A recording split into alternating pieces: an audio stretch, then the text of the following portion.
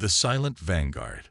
The vast darkness of space concealed the approach of the crystalline vessels as they entered the outer reaches of Sol's system. Their obsidian hulls absorbed rather than reflected light, making them nearly invisible against the backdrop of stars. Only the occasional pulse of violet energy revealed their presence as they moved with calculated precision toward the third planet. Supreme Commander Thavik stood on the command deck of the Inexorable Will, his primary eyes focused on the blue-green world displayed on the main viewport, while his secondary set monitored battlefield projections. 6 arms worked in perfect synchronization across the control interface, each movement deliberate and efficient. Primitive, he remarked to his second-in-command, another species trapped in their evolutionary infancy. Their communications networks are chaotic, their space capabilities rudimentary. They still use chemical propellants and have barely colonized their own satellite. Their military capabilities, Supreme Commander, asked Sub-Commander Vexel. Negligible. Their weapons are based on kinetic principles and nuclear fission. They have no understanding of phase shields or gravitational manipulation. Thavik's mouthparts curved into what passed for a smile among the Nyx. They will make excellent resource extractors for the Imperium. The Nyx Imperium had expanded across 3 spiral arms of the galaxy through a simple but effective strategy.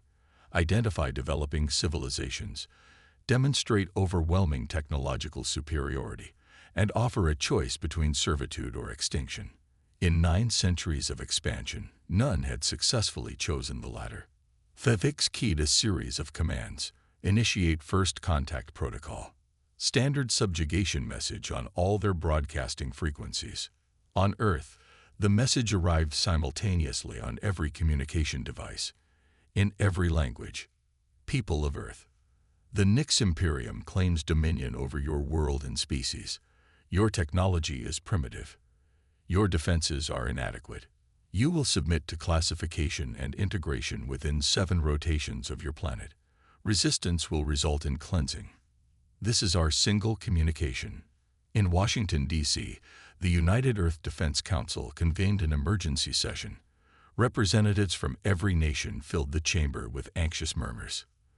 They've positioned a fleet just beyond Mars, General Hammond reported, his weathered face grave as he addressed the assembly.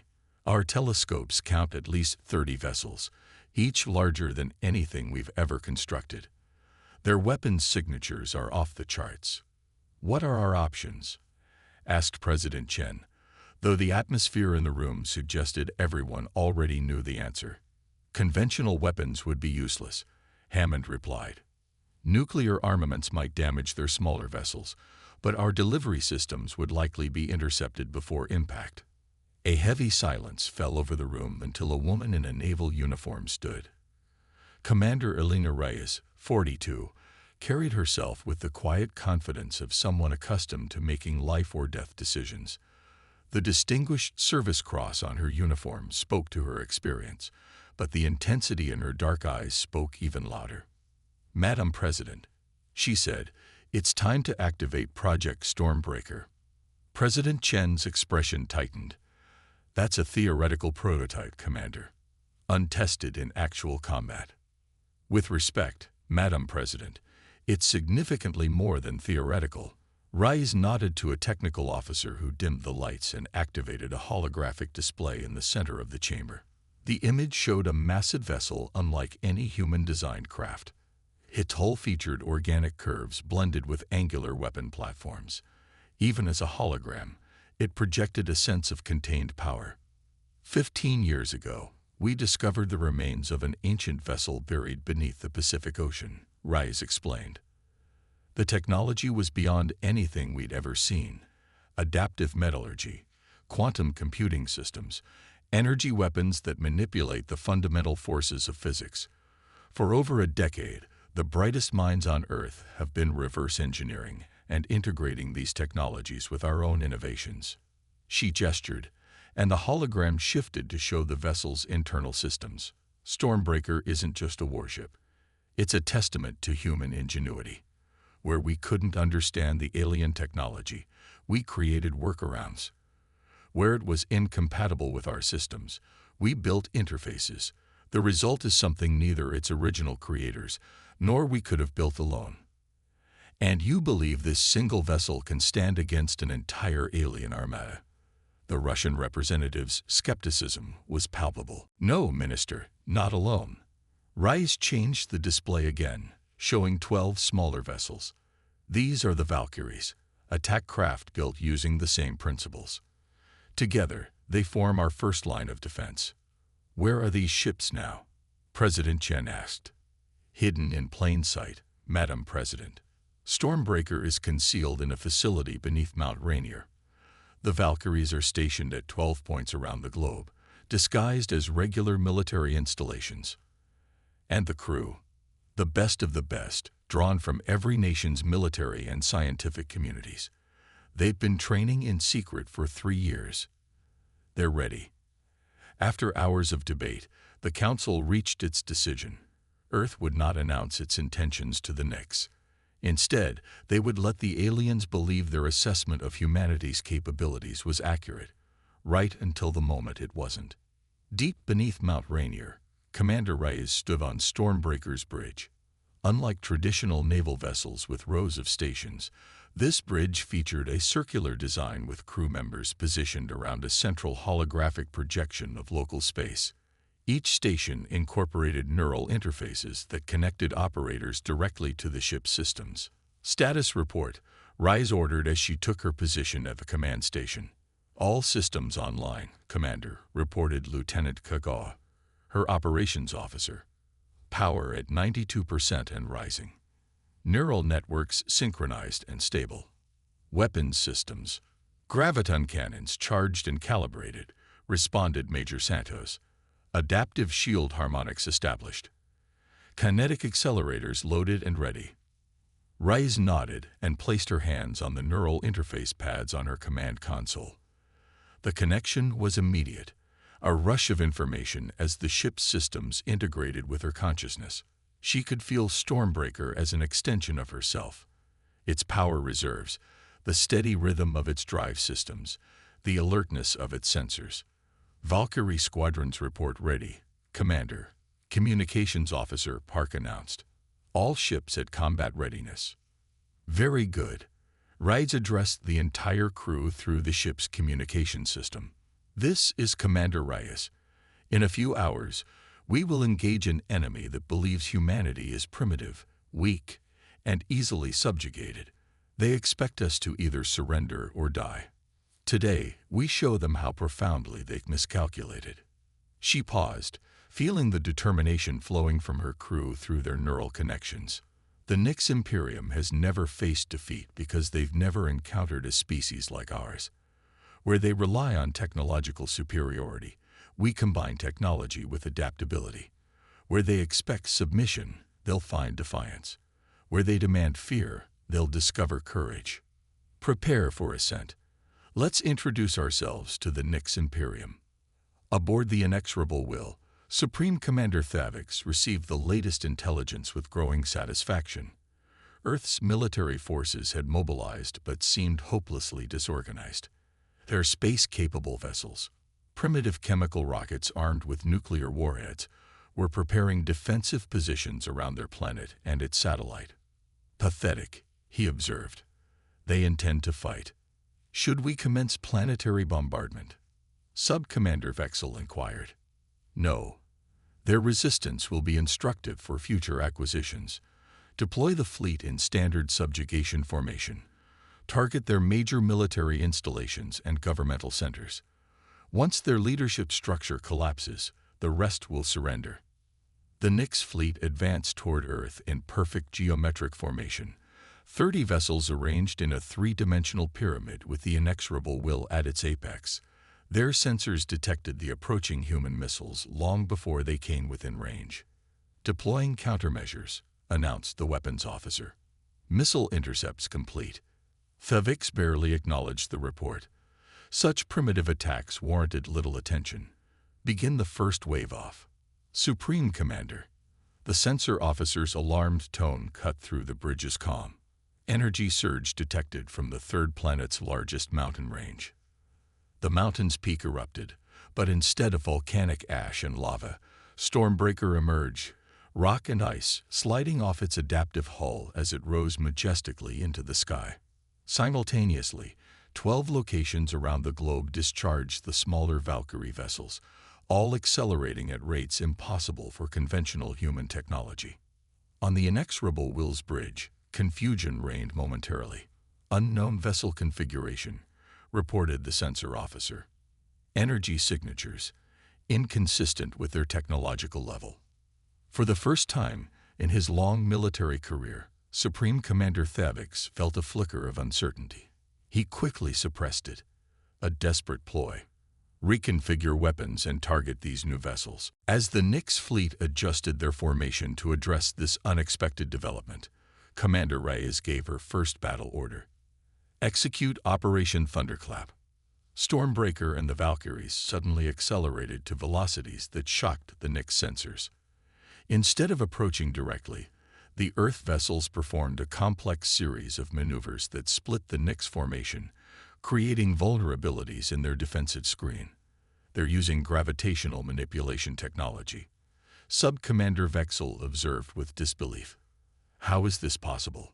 Supreme Commander Thavix stared at the tactical display, watching as the human vessels executed maneuvers that should have been beyond their capability. For the first time, he wondered if perhaps, just perhaps, the Nyx Imperium had miscalculated. Defiance Ascendant.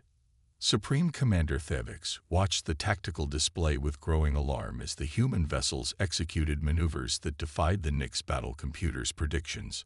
Stormbreaker moved with a fluidity that suggested an organic intelligence rather than programmed responses, while the Valkyrie squadrons operated in perfect synchronization, creating attack patterns that continually shifted and evolved.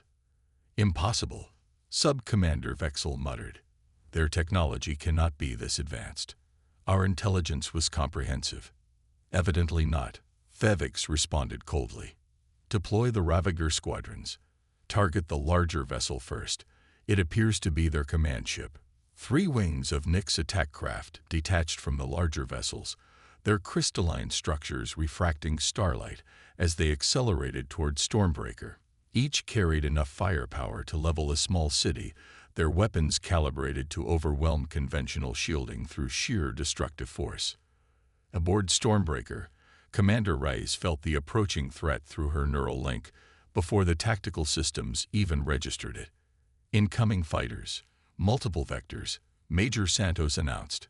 Energy signatures suggest heavy plasma cannons and gravitic disruptors. Reyes didn't hesitate. Activate adaptive shielding. Valkyrie Groups 2 and 3, intercept pattern Delta. Group 1, maintain formation with Stormbreaker. As the Nyx fighters closed in, they'd fired a coordinated barrage of energy weapons, enough firepower to vaporize any human vessel constructed before Stormbreaker. The energy struck Stormbreaker's shields, which flared with an opalescent glow. Instead of dissipating or overloading, the shields absorbed the energy, analyzing its frequency and composition. Shield integrity at 94%, reported Lieutenant Kagawa. Adaptive systems are learning their weapon signatures. Second impact will be reduced by approximately 30%. Reyes smiled. Return the favor, Major Santos. Let's show them our modifications to their own technology. Stormbreaker's primary weapons array came online. A series of graviton projectors that didn't fire destructive energy, but instead manipulated the fundamental forces binding matter together. The space around 3 Nyx fighters suddenly compressed, crushing the vessels into dense spheres of compacted matter before they could take evasive action. Meanwhile, the Valkyries engaged the remaining fighters with weaponry that seemed to phase between states of matter, bypassing the Nyx shields entirely. Where the aliens expected conventional energy weapons, they encountered attacks that operated on principles their defensive systems weren't designed to counter. On the inexorable Will, Supreme Commander Thavix watched in disbelief as the battle unfolded. Half our Ravager squadron destroyed in the initial exchange. How are they penetrating our phase shields? Unknown, Supreme Commander, the science officer replied. Their weapons appear to operate on principles we haven't encountered before. They're not just using derivatives of known technology. They're implementing novel applications. Thavix's secondary eyes narrowed as he studied the human vessels more carefully. There was something familiar about their design, something that nagged at his memory. Elements that resembled ancient records of a species the Nyx had encountered millennia ago. A species that had nearly defeated them before mysteriously vanishing. All vessels, concentrate fire on their command ship, he ordered. Full spectrum assault. Do not relent until it's destroyed. 27 Nyx warships redirected their weapons toward Stormbreaker, unleashing a bombardment that turned the space around the Earth vessel into a maelstrom of destructive energy. This was the Nyx's standard tactic when faced with unexpected resistance. Overwhelming force applied to a single point until nothing remained. Aboard Stormbreaker, the crew braced as the ship shuddered under the assault. Shield integrity dropping, Kagawa reported urgently. 78%, 65%. Adaptive systems working but struggling with the volume of different attack types. Commander Reyes felt the strain through her neural link. The ship was in pain, if such a thing were possible for a vessel partly composed of responsive materials. But she also sensed something else. Stormbreaker was learning, adapting to each new weapon signature, becoming more resistant with each impact. Maintain position, she ordered calmly. Divert auxiliary power to shields. Valkyrie groups, execute Operation Hornet's Nest.